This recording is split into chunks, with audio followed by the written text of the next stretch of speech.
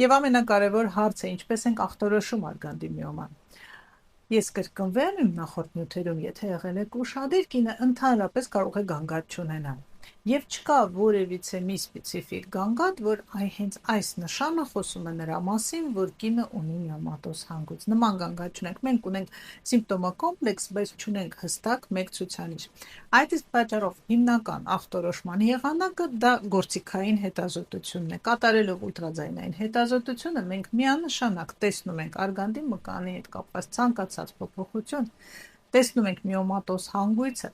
լոկալիզացիան, տեղակայումը, սնուցումը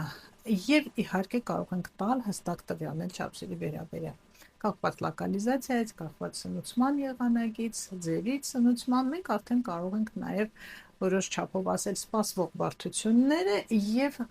այդ փաստը ֆիքսելով հստակ կոնկրետ այդ դեպքում կոնկրետ կնոջ մոտ ինչ գանգատներ են, հասկանալ այդ գանգատները կապ ունեն միոմատոզ հանգույցի հետ, թե ոչ, արդյոք միոմատոզ հանգույցի պատճառով է առաջացել այս կամ այն գանգատը։ Այնպես որ ախտորոշման հիմնական եղանակը դա ուլտրաձայնային հետազոտությունն է։ Ներհեշտոցային ուլտրաձայնային հետազոտությունը հանդիսանում է առավել ինֆորմատիվ։